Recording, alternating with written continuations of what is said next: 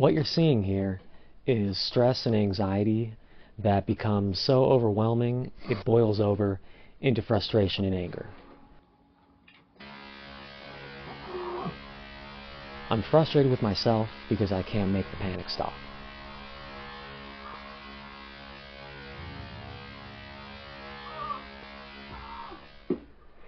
All I've ever wanted is to make something great, to make something that has an impact. This is the frustration of knowing that I have something great to share with the world, but I can't perform it as well as I know I could because of this intense anxiety. I'm not necessarily proud of this moment, but it is real. This is what I was doing just moments before I did the take that I ended up using for the contest. Not being able to play this song as well as it deserves to be played was extremely frustrating. But looking through the footage gave me an idea.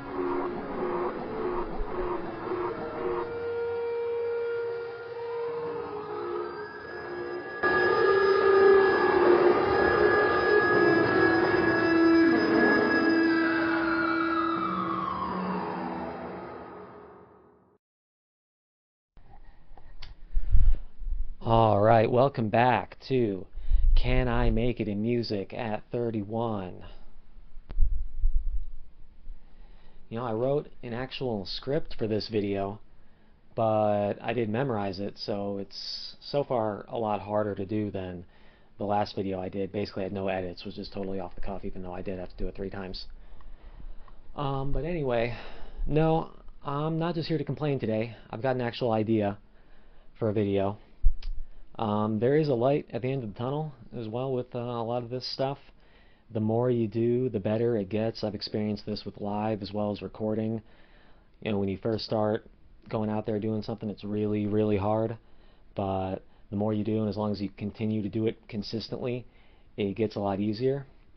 You know, the problem comes when you take a really long break and then come back to it, though.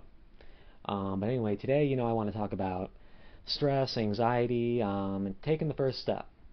I'm also going to give an update on my plans for the music project next. I'm going to record a song. I'm just trying to decide which song I'm going to record. This is Can I Make It in Music at 31, video 2.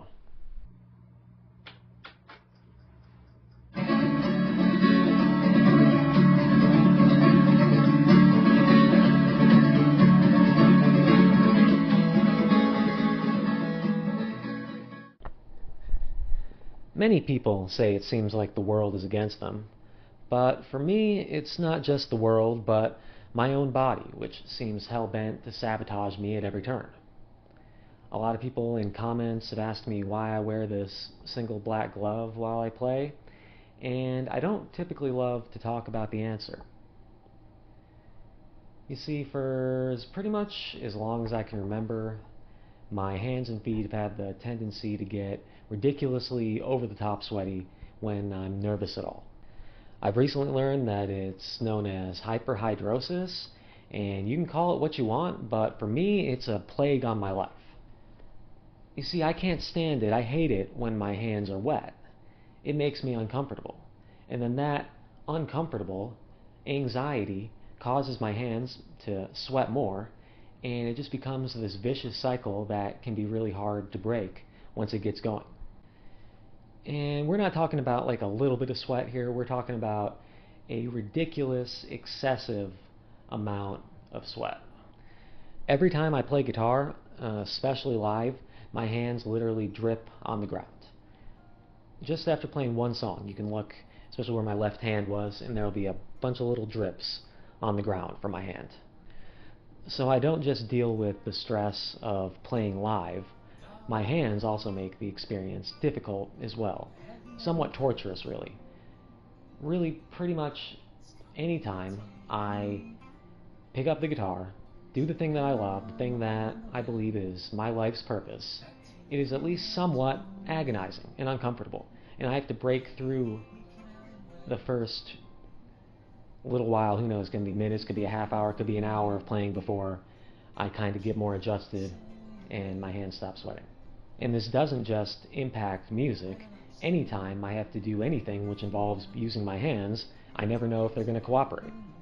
Anytime I have to shake anybody's hand, I'm stressing out about it beforehand. Really, anytime in general I go out in public, it can make things difficult. It's a pretty miserable thing to live with, and in all honesty, it's been something that has ostracized me from society. And I know probably a lot of people will say, oh, you got to try like Carpe or the antiperspirant lotion or whatever, and I have. But anytime I put anything which is like slippery on my hands, it causes them to immediately just start pumping out sweat. So I can't even ever get, the antiperspirant into the pores to begin with. It just doesn't work for me. It doesn't work for the level of excessive problem that I embarrassingly, to discuss here, have. So yeah, wearing the glove, it gives me a sense of comfort, sense of familiarity. It just makes me worry less, stressing about whether my hand is going to be so sweaty that it's going to completely inhibit my ability to play the guitar. It's not, it doesn't solve the problem, but it's a little better at least. It's not easy for me to talk about this publicly. Even though I can't control it, it's still one of the most embarrassing aspects of who I am as a person. I mean, even now, as I hold the microphone, I'm making sure that my hands don't destroy it. Not to say that this happens all the time, but it happens when I get out of my comfort zone. So, I say this to illustrate how difficult it can be to push yourself to do something that is outside of your comfort zone. I've known many people who said they'd love to be a professional musician, but when it came down to it, they didn't want to do anything that was inconvenient for them. They didn't want to make any sacrifices in their lives, or really do anything that was either uncomfortable or inconvenient in order to make it happen. And the reality is that it's never going to be convenient, it's never going to be comfortable to try to make it go at whatever that thing is that you're trying to do. For years I used to allow so many things to hold me back. I used to have so many reasons in my head as to why I couldn't take the steps necessary to be successful. I'm not a motivational speaker, and I am definitely not going to become one, but maybe somebody can take something from my experiences. For years I didn't play music or work on finishing the album because in my head I had built the task up to be this mountainous thing that seemed impossible to overcome, that it seemed too painful, too uncomfortable to bear to try to start it up again. So I just put it out of my mind, and I lost years that I'll never get back.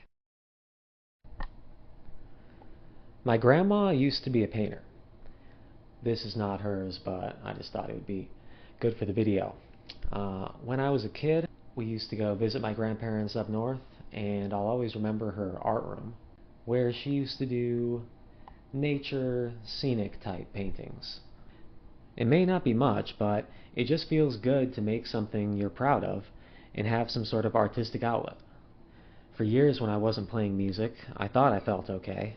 I thought that maybe I didn't need music in my life, but I didn't realize how dead inside I had become until I started playing and writing songs again and remembered what it was like to feel alive. I finally got back to work on my dream in late 2023, but taking the first step of getting the equipment out again, setting it up, and figuring out what work needed to be done to finish the album was very painful. Once I got the ball rolling, it became much easier, and I started to make progress, but unfortunately circumstances in early 2024, like my shoulder and other issues, caused me to stop and lose my momentum once again.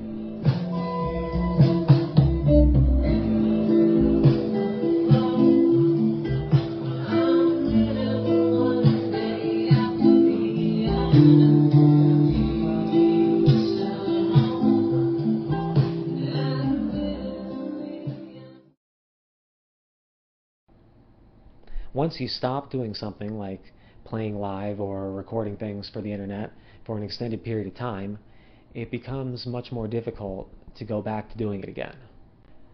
It becomes a mental barrier which must be conquered by practice and repetition once more. When I did my video for NPR the other day, it had been a year since I had recorded any video of myself playing music for the internet. I knew I had a great song to share, but I also knew that it didn't matter how good the song was if I couldn't stop myself from shaking long enough to play it. I've done this contest twice before, the first time many years ago, but this was the first time that I submitted a song that I thought had a legitimate chance to win. And that fact really just made the nerves so much worse. On top of that, circumstances outside of my control prior to this caused me to have to record the video on the last day of the contest, in which the deadline was midnight. It had been a long time since I'd done anything like this. I believed that doing it could give me a legitimate chance to change my life, and the pressure was on to get it done with mere hours before the deadline. In my mind, it was as high stakes as anything you can imagine. Getting it done, and getting it done well, was life or death. It was my first step, once again, towards achieving the life that I want. And every single second of it was torture. Dark, heavy on the lens, it's gonna take me. So now I'm on the lam, back to the cold I was born in. Maybe we can have a way, run away from California. Keep it safe, babe. Well, still, I had to figure out to get to heaven, you just have to kill yourself. She must be better than where we are right now. So